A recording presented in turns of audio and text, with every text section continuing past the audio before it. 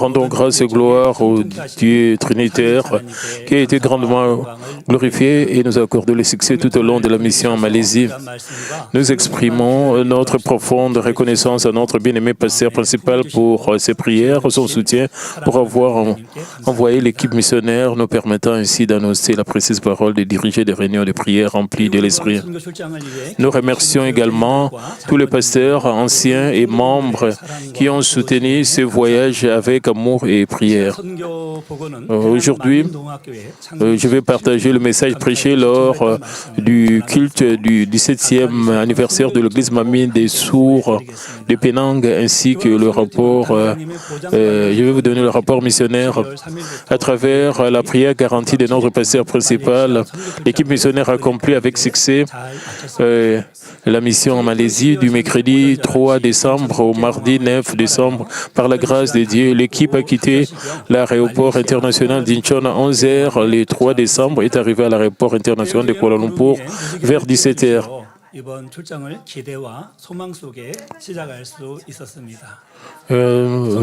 Avant le départ de l'aéroport d'Incheon, Dieu a montré un magnifique arc-en-ciel de couleurs autour du soleil et pendant le vol, il a fait apparaître un arc-en-ciel au-dessus des nuages, nous permettant de commencer cette mission avec attente, espérance, arc-en-ciel vide depuis l'avion.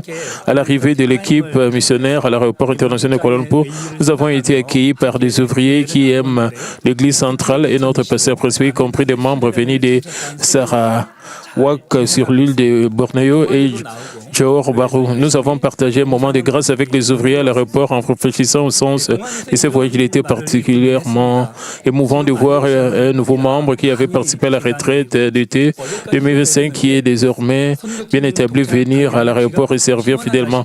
Les ouvriers ont partagé qu'à raison de la saison de pluie, il avait beaucoup plu, y compris la veille. Cependant, la pluie s'est arrêtée les jours de l'arrivée de l'équipe missionnaire, permettant au programme de commencer sous un climat frais. Ils ont témoigné de la manière dont Dieu a puissamment garanti cette mission.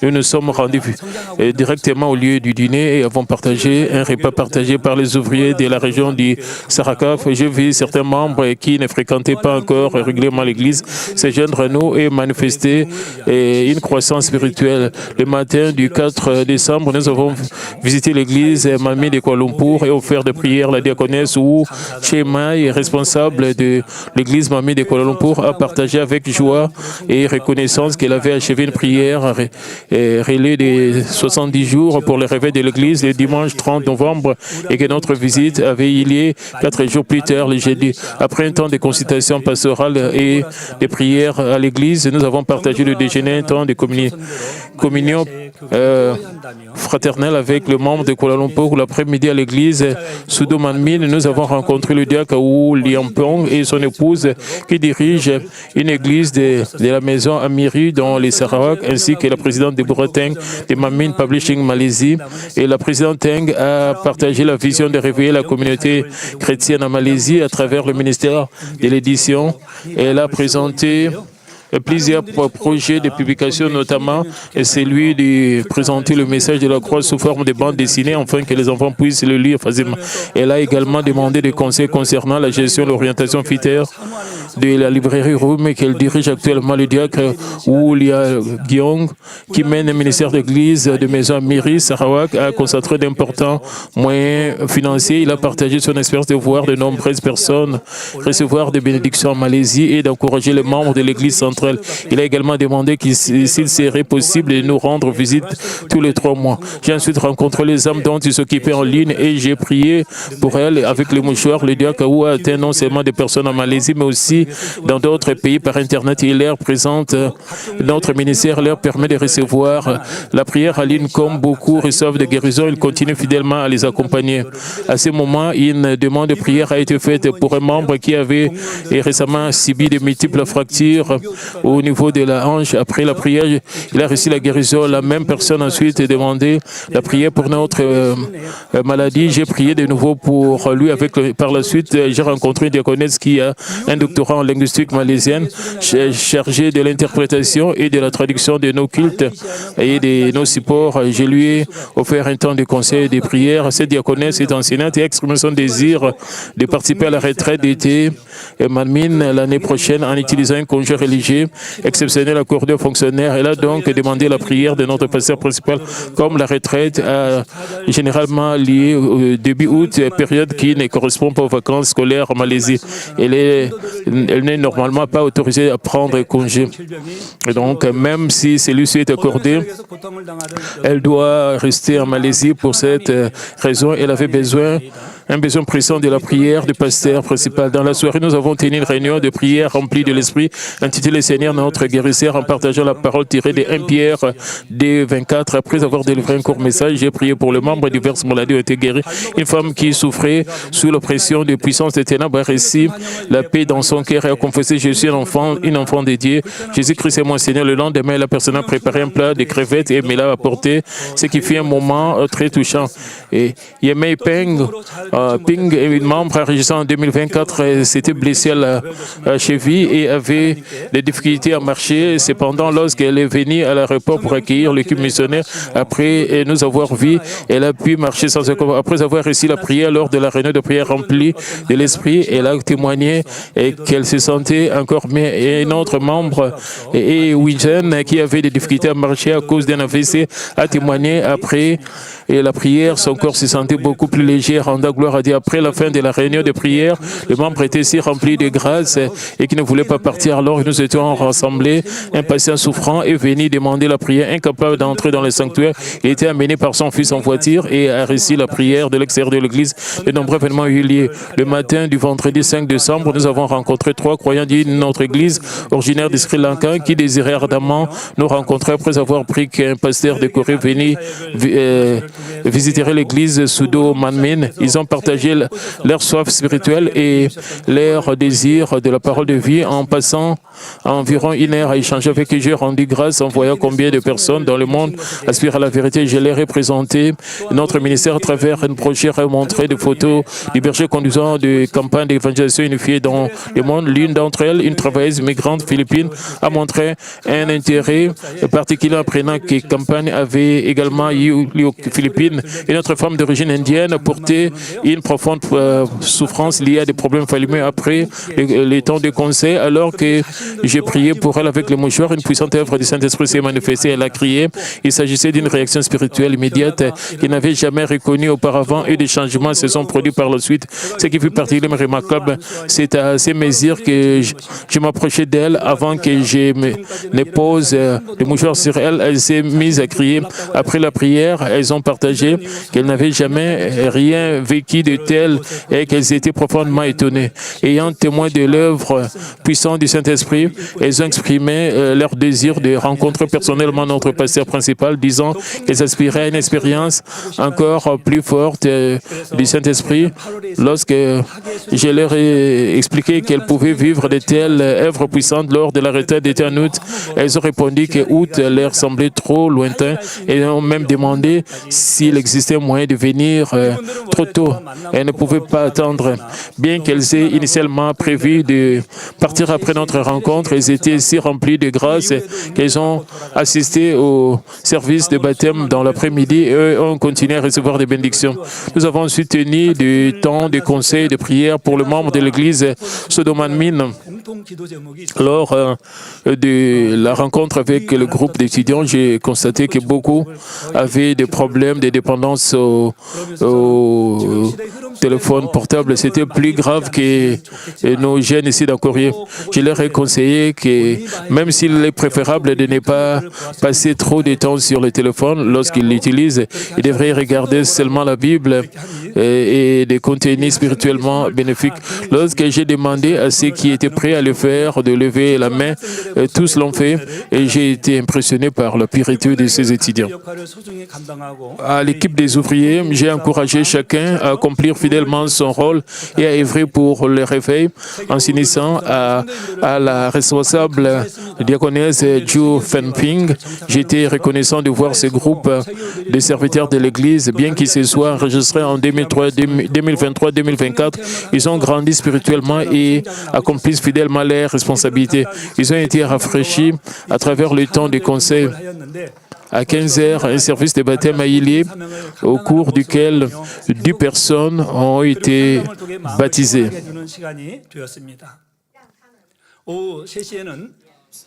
Certains des membres qui ont participé à ce service de baptême font partie de l'Église depuis sa fondation.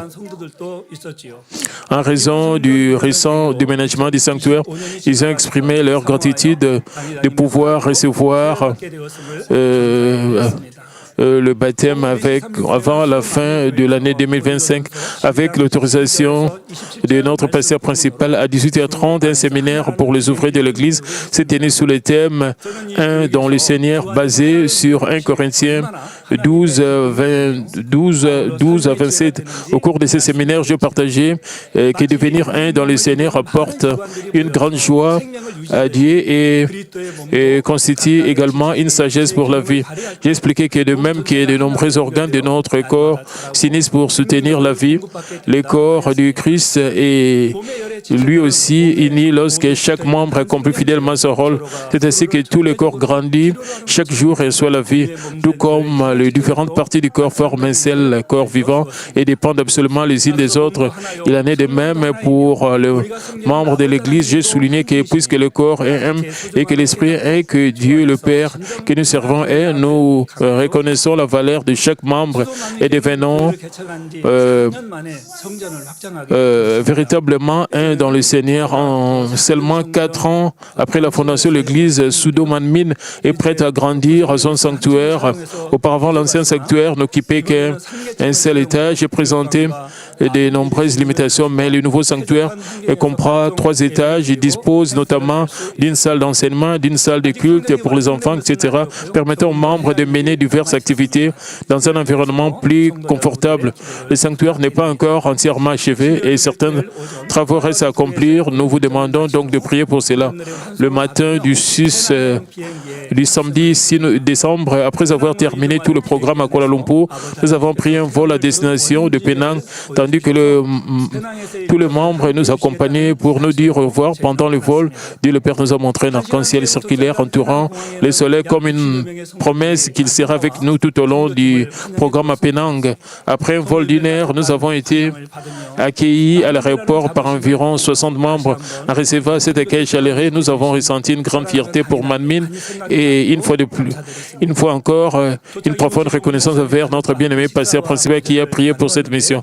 Après notre arrivée, nous avons partagé un temps de communion fraternelle et un repas avec le pasteur Ji Chang-gun et sa famille. Le pasteur Ji avait auparavant servi dans une autre détermination. Après avoir découvert le ministère du berger, il a été touché par la précieuse parole et les manifestations de puissance. Il s'est enregistré en 2007 et sert fidèlement depuis lors. Il a partagé qu'il est engagé dans le ministère en Malaisie depuis 30 ans. En écoutant ces témoignages émouvants et son amour profond pour les âmes sourdes et muettes, sa famille et moi avons été mis jusqu'aux larmes. J'ai partagé que sur ce chemin béni, toute persécution ou tout raffinement doit être transformé en une joie et une reconnaissance encore plus grande. Après avoir partagé un déjeuner tardif avec la famille du pasteur Ji, nous sommes arrivés à notre hôtel. Par habitude, je prends des photos chaque fois que je monte dans une voiture et le bleu limpide était orné de magnifiques nuages. Mais chose étonnante, quelques minutes seulement après notre entrée à l'hôtel, une forte pluie accompagnée d'éclairs s'est abattue à l'extérieur, nous permettant une fois de plus de faire l'expérience de la protection attentive de Dieu le Père. Depuis l'arrivée de l'équipe missionnaire en Malaisie et tout au long du programme, la pluie est tombée lorsque nous nous déplacions en voiture ou lorsque les événements s'est déroulés à l'intérieur, rafraîchissant la température extérieure. Et lorsque nous sortions, la pluie s'était déjà arrêtée et le temps était clair. Il ne faisait ni chaud ni étouffant, contrairement à la chaleur habituelle de la Malaisie. C'est ainsi que Dieu a garanti la prière de notre pasteur principal. Le 7 décembre, nous avons participé au culte du 17e anniversaire de l'église Mamie des Sourds et Muets de Penang.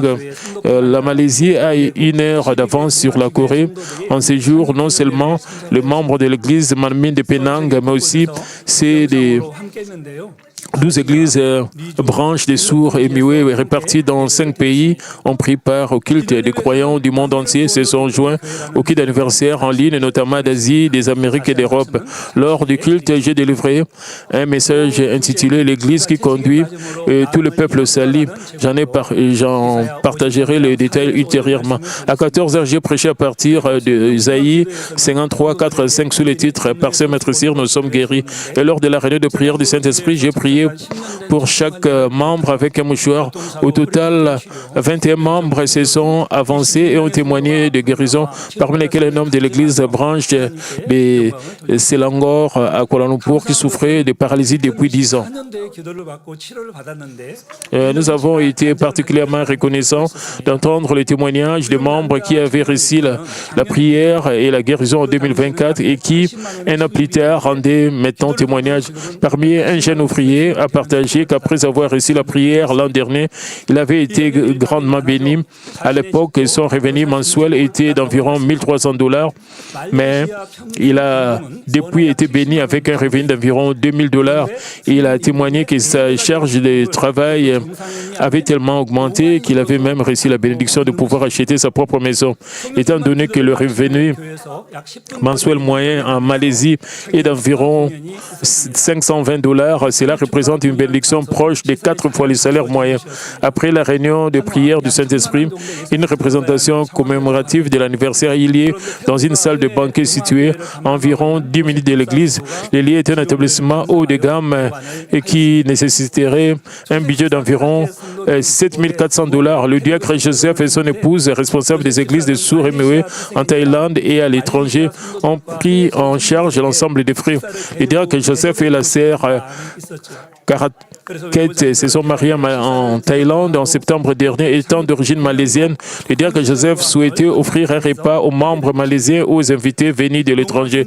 Pour cette raison, il a loué un lieu extérieur afin d'organiser le repas et de permettre à l'église de tenir la célébration de l'anniversaire dans un espace vaste et bien équipé. Les membres sourds et muets ont présenté des prestations spéciale, notamment une danse traditionnelle du Sarawak et des louanges en langue de signes, danse traditionnelle thaïlandaise et des louanges offertes par des influenceurs malaisiens et thaïlandais bien connus, ainsi que la danse traditionnelle coréenne en inventé un festival de flair. À travers ces prestations, tous ont reçu une grande grâce. Bien que le personnel du lieu soit musulman, il a été étonné de voir le membre sourd et muet danser sur des chants de louanges. Il était également très émouvant voir le proche et membres de la famille invités partager aussi cette grâce. À cet endroit, j'ai rencontré le diacre Daniel Lim qui dirige un ministère d'église de maison Manmin à Ipoh, en Malaisie. Je lui ai offert un temps de conseils et de prières. Bien qu'il soit laïque, le diacre Lee entretient une étroite communion avec les responsables chrétiens locaux, exerce un rôle de leadership dans la communauté chrétienne locale. Nous avons réalisé qu'il était un ouvrier préparé pour de futures connexions pastorales, conscient de l'excellence et de l'évangile de la sanctification. Le diacre Ali et son épouse se préparent à la construction d'un sanctuaire en achetant et en rénovant un bâtiment afin de diffuser plus efficacement l'évangile. Ils ont demandé la prière à ce sujet. Le matin du 8 décembre, Dieu le Père nous a montré un magnifique arc-en-ciel circulaire. Nous nous sommes rendus à l'église Mamie des sourds muets de Penang et avons tenu des réunions avec les membres locaux ainsi que ceux venus d'autres. J'ai d'abord rencontré le groupe de membres thaïlandais et j'ai prié pour eux. Récemment, la région de Hat Wai en Thaïlande a subi de graves inondations avec 335 mm de pluie en une seule journée, un volume considéré comme le plus important depuis 300 ans. Des incidents d'inondation, d'électrocution et de noyades ont eu lieu à proximité. Pourtant, les membres de Hat Wai ont rendu grâce et témoignant qu'ils avaient été protégés par la grâce de Dieu. Ils ont partagé que c'était une grande bénédiction de vivre une vie de foi dans une église où ils peuvent entendre l'évangile de la sanctification et être témoins directs des œuvres de puissance. J'ai ensuite rencontré le diacre Joseph et la sœur Karaket et j'ai prié pour eux. la sœur Caraquette importe des produits de l'étranger et vend divers articles via sa chaîne TikTok. Et elle a partagé que son activité connaît une grande prospérité. Elle a exprimé son désir d'être d'une grande aide pour l'église Mamine des sourds de Bangkok. Sœur Caraquette gère une chaîne de téléachat très populaire et a témoigné qu'en tant que figure reconnue au sein de la communauté sourde thaïlandaise, son activité avait doublé en l'espace de 3 mois grâce à son influence positive et à son rôle. Elle partage l'évangile avec les personnes malades, présente les œuvres des puissances et les aide à recevoir la guérison. Elle a raconté que toute sa famille pratique le bouddhisme et qu'elle souffrait pour cette raison des fortes migraines. Après avoir fréquenté l'église Mamie des sourds de Bangkok, elle a été guérie lors de la réunion des prières du Saint-Esprit. Lorsque j'ai posé le mouchoir sur sa tête, elle a témoigné avoir ressenti une forte chaleur. Et dire que Joseph a partagé que son objectif de prière est de se préparer pleinement pour le futur ministère missionnaire du pasteur Ji en Thaïlande. La rencontre avec l'ancien Mahindran consacré l'an dernier m'a profondément marqué. C'est un ancien véritablement admirable et rempli d'amour. Elle exprimait sa gratitude de pouvoir se consacrer au royaume dédié et a partagé son expérience de voir de nombreuses personnes en Europe occidentale servir avec lui. Bien que l'ancien Mahendra soit responsable de l'Europe, il se consacre également aux âmes en Afrique en apportant soutien aux régions de Goma et de Saké en République démocratique du Congo et en établissant des églises branches compte tenu des conditions économiques difficiles en RDC. Il a partagé qu'il concentre 50% de son salaire mensuel au soutien des églises des sourds en Afrique. L'église de Goma compte actuellement environ 120 membres avec un potentiel de croissance jusqu'à 200-300 membres. Dans la région de Saké, certains membres sourds n'ont pas les moyens de payer les transports en bus et marchent jusqu'à 6 heures aller-retour pour assister au culte. La plupart d'entre eux n'assistent qu'au culte du matin puis rentrent chez eux après le déjeuner car le trajet à pied dure entre 1 et 3 heures. Il a expliqué qu'en raison du mauvais état des routes, il doit partir suffisamment tôt pour rentrer avant la tombée de la nuit. L'ancien Mahindra et moi avons été émis jusqu'aux larmes. Il a partagé que lorsqu'il pense aux âmes, il verse de nombreuses âmes. Il a également exprimé son regret de ne pas pouvoir prendre beaucoup de congés pour se rendre sur place en raison de son travail. Il a déclaré qu'il travaille avec un seul objectif, accomplir l'œuvre missionnaire. Son épouse, la diaconesse Maya Priya, exerce 3 emplois et reçoit de nombreuses bénédictions. Elle soutient activement l'œuvre missionnaire. En plus d'offrir chaque mois 50% de leurs revenus, ils mettent également de côté des économies supplémentaires afin d'organiser une équipe de louanges et de soutenir le ministère missionnaire du pasteur Jiun Jong. Par exemple, l'un des responsables d'Amérique latine a exprimé son désir de participer à la retraite d'été de Manmin l'année prochaine. Étant un ouvrier important pour l'œuvre missionnaire en Amérique latine, ils l'ont invité à cet effet. L'ancien Mahendra a décidé de prendre en charge environ 2035 $ pour le billet d'avion, tandis que les autres frais seront couverts par la sœur Chi Chamin, fille du pasteur Ji. Leur dévouement envers les croyants sourds était profondément émouvant et m'a été une grande source d'inspiration. J'ai ensuite rencontré la responsable de la branche de Lettonie ainsi qu'une jeune diaconesse du Royaume-Uni. La responsable lettonne a exprimé un vif désir de voir davantage de livres du berger traduits en letton. Elle a partagé avoir été grandement bénie pour le livre Goûter à la vie éternelle avant la mort et exprimé son regret qu'il ne soit pas encore disponible en letton. Elle est une ouvrière qui se consacre à de nombreuses personnes sourdes en Lettonie. Elle a également partagé que l'année 2027 marquera le 10e anniversaire de l'Église branche de Lettonie. La Lettonie occupant une position stratégique en Europe, de nombreuses personnes sourdes peuvent s'y rassembler. Elle a donc demandé que nous visitions le pays dans 2 ans afin de participer au culte du 10e anniversaire. Leur désir est si ardent que 12 d'entre eux ont déjà réservé leur billet pour assister à la retraite d'été de Manmin. En rencontrant l'équipe des ouvriers de Penang, j'ai trouvé chacun d'eux précieux. L'un d'eux a partagé qu'étant donné qu'ils vivent dans un pays chaud, ils aimeraient visiter la Corée pendant une saison plus fraîche, voire froide, et se demandaient pourquoi la retraite d'été devait avoir lieu en août. Je leur ai expliqué que la période de vacances scolaires et de congés professionnels en Corée, donc il y a peut-être pas beaucoup de différence entre la saison pluvieuse et la saison sèche. Je leur ai posé la question. Il n'y a pas... Et selon les fruits produits dans chaque saison, ils n'ont jamais vu la neige ou vraiment le froid. Ils ne savent pas comment c'est là. Et c'est pour cela qu'ils voulaient visiter la Corée quand il fait vraiment froid. Pendant l'hiver de la Corée, ils ont posé des questions. J'ai expliqué au sujet des périodes de vacances scolaires, comment les étudiants coréens ont des vacances pendant le mois d'août et ils peuvent participer. Et puis aussi, ceux qui travaillent ont leurs vacances au mois d'août. Quand je leur ai expliqué, ils ont compris. Leur souhait est de visiter le lieu commémoratif du berger de Madame Lee Bong-nim ainsi que la maison de prière de Gethsemane.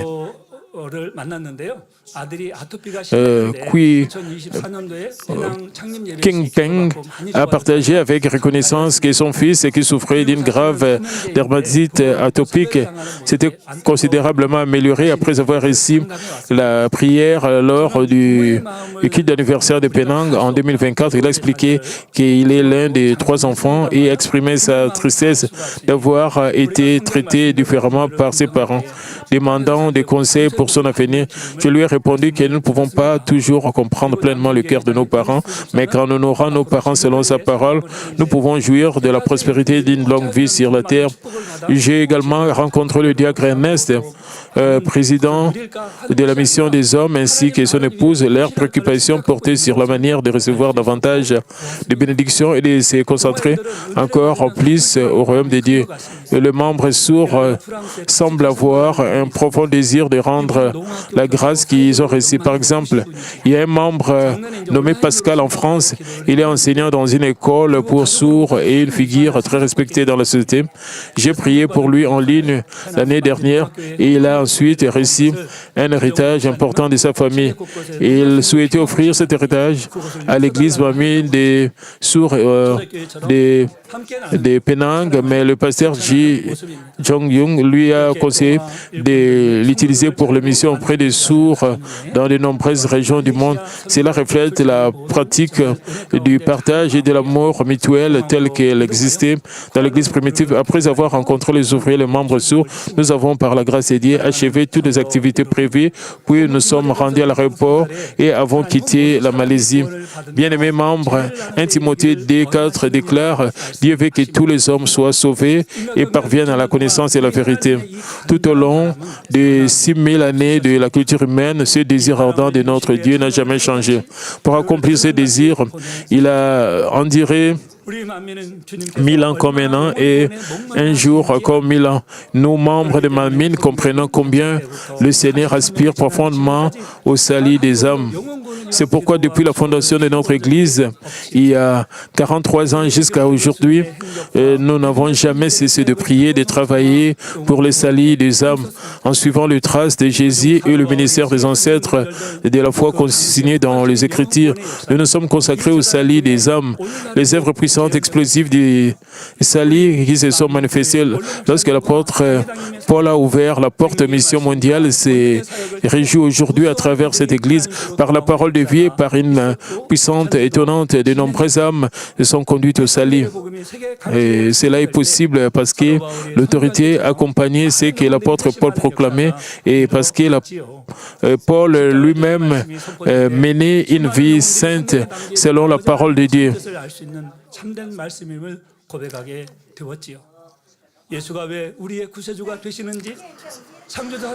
Comme nous témoignons pourquoi Jésus-Christ est notre sauveur, qui est Dieu le sauveur. Même les idolâtres qui persécutaient l'autre poissonnier ont crié. Donc, de la même manière, par la parole de vie, la puissance et le ministère de notre berger, de notre pasteur principal ramené de mon propre Dieu, âme vers Dieu, et cette œuvre se poursuit encore aujourd'hui. Lorsque les sept évangiles de la sanctification prêchés, comme au jour de l'apôtre, de nombreuses âmes se répandent. Lorsque le message de la croix est annoncé, les personnes les confessent comme la véritable parole qui révèle la volonté de Dieu et la parole écrite. Lorsque nous témoignons des raisons pour lesquelles Jésus-Christ est notre Sauveur et de qui il est le Créateur, même les adorateurs des hommes et ceux qui persécutaient autrefois l'Évangile acceptent le Seigneur. De plus, le pasteur et des croyants qui manquaient d'une foi authentique se répandent en larmes et prennent la résolution de mener une vie sainte. Lorsque les œuvres de puissance accompagnant la parole se manifestent, même le cœur le plus endurci reconnaissent et croient en Dieu. Les boiteux marchent, les aveugles voient et les sourds entendent, rendant gloire au Dieu le Tout-Puissant, comme Jésus l'a déclaré dans Jean 4, 48. Si vous ne voyez des miracles et des prodiges, vous ne croirez point. Alors comment les membres de Manu peuvent-ils devenir des piliers principaux de cette Église qui conduit de nombreuses âmes au salut? Premièrement, nous devons devenir pleinement unis au pasteur principal par la confiance. Lorsque nous sommes unis par la confiance, nous pouvons pleinement partager la parole d'autorité et les œuvres de puissance accordées au pasteur principal. À l'époque de l'apôtre Paul, l'annonce de l'Évangile s'est accomplie avec puissance à travers des collaborateurs qui étaient unis avec lui dans la confiance. Cependant, le degré sur lequel ils participaient à sa parole et à sa puissance différait en fonction de leur confiance. Acte 19, 11 à 12 déclare « Et Dieu faisait des miracles extraordinaires par les mains, au point qu'on appliquait sur le malade et des mouchoirs avaient touché son corps et les maladies les quittaient, les esprits malins sortaient. » Que se passe-t-il aujourd'hui dans notre Église? En croyant à la parole de la Bible, vous allez dans de nombreuses régions du monde, portant les mouchoirs de puissance, vous y manifestez de tels. Après que Moïse, qui avait pleinement accompli et la volonté est décédé, Dieu a accompli la conquête de Canaan par Jésus. De même que la double portion de l'esprit d'Élie reposa sur Élisée, Dieu reçoit aujourd'hui une grande gloire à travers le ministère de notre pasteur principal. Cela est possible parce que le pasteur principal a hérité de visions de cette Église qui conduit tout le peuple au salut, qui le fait progresser. C'est pourquoi le niveau de puissance qui se manifeste dépend du degré sur lequel nous sommes pleinement unis au pasteur principal qui accomplit ces saints ministères. C'est que nous pouvons manifester par la puissance contenue dans le mouchoir et sans limite, et cette puissance devient de plus en plus large. Jusqu'à présent, nous avons grandi dans la foi en voyant, en entendant, en faisant l'expérience de nombreux signes. Et de plus, Dieu nous a accordé de nombreuses occasions de grâce afin d'accomplir notre confiance à tel point que rien cette année, elles ont été nombreuses. Elle a préparé beaucoup de choses pour notre 43e anniversaire. Et Dieu avait couvert cet endroit avec des nuages épais. Ce n'est pas seulement une fois que nous avons vu cela dans le ministère en mine. Et donc Dieu nous a toujours protégés. Et nous avons senti là où nous sommes allés pour l'anniversaire en Malaisie, dans d'autres régions, et il faisait très chaud, mais là où nous étions, il y avait un très bon climat. Et nous avons pu voir, même dans notre lieu, quand nous sommes allés en retraite, notre retraite d'été, nous ne voulions pas même retourner à Séoul parce qu'il faisait très chaud à Séoul, mais là-bas, il faisait frais. Et nous étions très contents pendant la retraite d'été. Donc, il nous a donné un temps parfait pendant la retraite d'été, mi 2025. Il a préparé une météo parfaitement adapté les jours du culte du 43e anniversaire. À travers les réunions de guérison divine, de nombreux membres témoignent des guérisons parce que Timothée et Tite aimaient Paul et lui faisaient confiance et obéissaient à tout ce qu'il leur disait, l'ont servi jusqu'au bout. Donc, Dieu a préparé beaucoup de choses, même pour nous. Pendant la retraite d'été, cette année, nous avons eu beaucoup de pluie. Donc, il y a eu beaucoup de gens qui ont subi des dommages. Le jour de notre anniversaire, normalement, il devait pleuvoir. Et nous avons, même la veille de notre anniversaire, nous avons appris qu'il allait pleuvoir. Nous devons normalement amener nos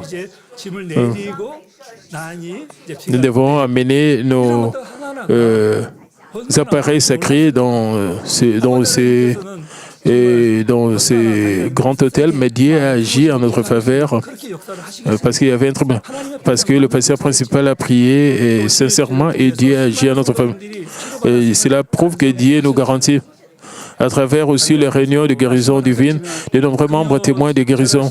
Le pasteur principal a mentionné qu'elle a été touchée lors du témoignage de Mamie Magazine du vendredi passé.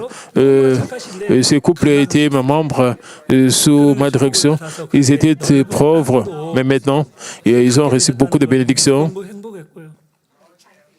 Ils ont des grands champs pour le moment. Et médicalement, c'était quelque chose d'impossible.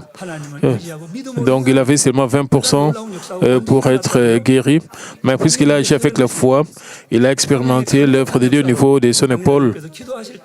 À travers la retraite, quand le pasteur principal a prié pour lui avec l'inspiration du Saint-Esprit. Et combien nous sommes bénis d'expérimenter de telles œuvres, de telles bénédictions. Par exemple, parce que Timothée et Tite aimaient Paul et lui faisaient confiance, ils obéissaient à tout ce qui leur disait et l'ont servi jusqu'au bout. Ils sont restés auprès de lui comme des fils, prenaient soin de lui et sont allés servir dans les églises que Paul avait fondées. En revanche, certains collaborateurs l'ont quitté, cherchant leur propre intérêt. Dès Timothée 4,10 dit « Car Démos m'a abandonné par amour pour le siècle présent. » Et de Timothée 1,15, tu sais que tous ceux qui sont en Asie m'ont abandonné en ordre figel et homogène. Sans une confiance totale, il est possible de participer jusqu'au bout à l'œuvre précise de l'accomplissement de la providence de Dieu. Quelques personnes ne peuvent pas accomplir l'évangélisation mondiale. Je prie enfin que vous deveniez tous un dans la confiance avec le pasteur principal et que vous deveniez des acteurs essentiels pour conduire tout le peuple au salut. Bien-aimés, pour devenir des ouvriers de cette Église qui conduit tout le peuple salut. Deuxièmement, vous devez accomplir fidèlement votre devoir à la place qui est la vôtre. Vous devez vous efforcer avec diligence de corriger vos insuffisances et vos faiblesses, de développer vos talents, de devenir des instruments complets puissants pour le salut des âmes. L'éclat d'un diamant diffère grandement selon la manière dont il est taillé. De la même manière, dans la production de fruits et de la lumière, plus vous vous raffinez tant en esprit que dans le corps, plus la lumière brillera avec l'éclat. Par exemple, lorsque vous partez dans le monde avec le mouchoir, le fruit diffère selon la mesure dans laquelle vous avez accumulé la prière fervente et le jeûne, et selon la mesure dans laquelle vous vous êtes raffiné extérieurement par des paroles et des actes vertueux. Accumuler la prière et le jeûne et faire des efforts inlassables révèlent de votre responsabilité. Certains d'entre vous pourraient penser « Je ne suis pas pasteur, je ne suis pas un homme d'esprit, ni de la parfaite sanctification. Que puis-je faire ?» Mais selon combien nous préparons nos âmes, nous nous développons, nous pouvons expérimenter les œuvres de Dieu dans un niveau élevé. Certains pourraient penser, je ne suis pas pasteur, je ne suis pas un homme d'esprit, ni de la parfaite sanctification. Étienne n'était pas un apôtre, mais un diacre. Pourtant, Actes 6, 8 dit, Étienne, plein de grâce et de puissance, faisait des prodiges et de grands miracles parmi le peuple. Ayant été sanctifié, il a accompli des prodiges et des signes, bien qu'il fût diacre. Pour que notre Église conduise tout le peuple au salut, nous devons avancer avec un tel ardent désir, les organisations et les ouvriers qui soutiennent et ceux qui courent en tête doivent se tenir fermement. Paul n'a pas accompli tout le ministère à lui seul. Tite et Tertius ont parcouru de longues distances, parfois pendant des semaines, voire des mois, pour remettre les lettres de Paul et rapporter les réponses des croyants. Ils examinaient également la situation des églises et en rendaient compte à Paul. De la même manière, lorsque nous devenons un avec le pasteur principal par la confiance et que nous utilisons la foi et le talent que chacun de nous a reçu, nous pouvons contribuer grandement au salut des âmes. Pour les ouvriers de l'Église, cela signifiait s'armer spirituellement et se développer aussi physiquement.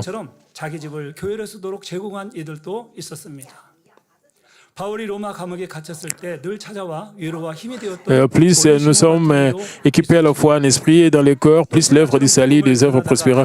Lorsque vous accomplissez accomplement vos devoirs dans votre foyer, sur votre lieu de travail, afin de devenir le sel à la lumière du monde, et cela contribue à satisfaire votre désir de justice. Et quand Paul était en prison, Tite et Tertius visitaient Paul quand il était en prison. Ils visitaient aussi les églises et rapportaient tout. Et de cette manière, lorsque nous devenons un avec le pasteur principal par la confiance, que nous utilisons la foi et les talents que chacun de nous a reçus, nous pouvons contribuer grandement au salut des âmes. Pour les ouvriers, et cela signifie s'armer spirituellement et se développer aussi physiquement. Plus nous sommes équipés à la fois, en esprit et dans le corps, plus l'œuvre du salut et des âmes prospérera. Lorsque vous accomplissez fidèlement vos devoirs dans votre foyer et sur votre lieu de travail, afin de devenir le ciel et la lumière, cela contribue à satisfaire votre mesure de justice. À mesure que chacun de nous accomplit sa part de cette manière, l'évangile de la sanctification et de la puissance est tourné comme des vêtements magnifiques et proclamé au monde, conduisant tout le peuple au salut. C'est pourquoi chacun de nous doit s'efforcer d'accomplir avec diligence la mesure de Jésus qui lui est confiée. Permettez-moi de conclure le message. Au cours des 6000 années de l'histoire humaine, il n'y a pas eu une seule année de pourvue d'essence pour Dieu le Père. Même au milieu du grand déluge, Noé et sa famille, les justes de leur génération, ont survécu.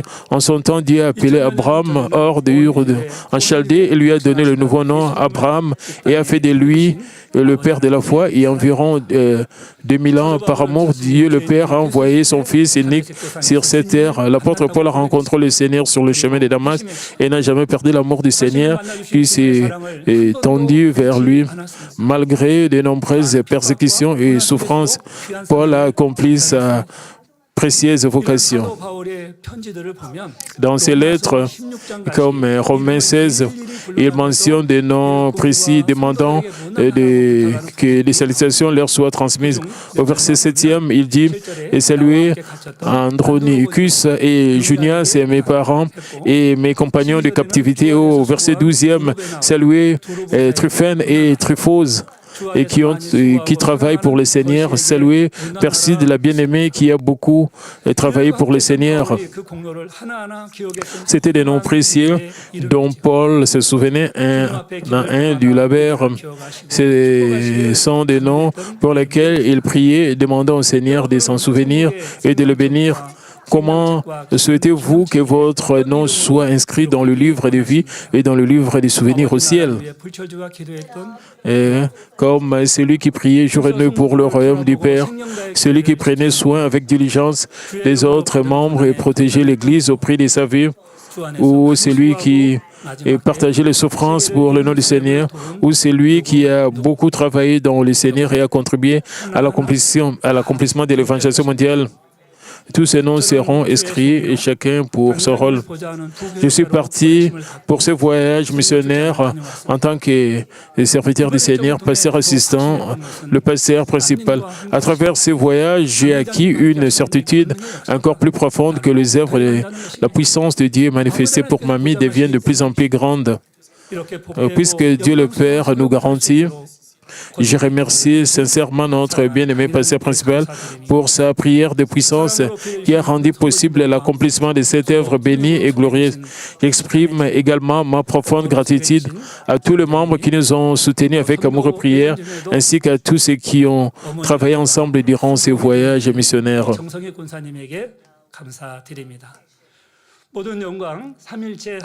Et que toute la gloire soit à Dieu, la Trinité.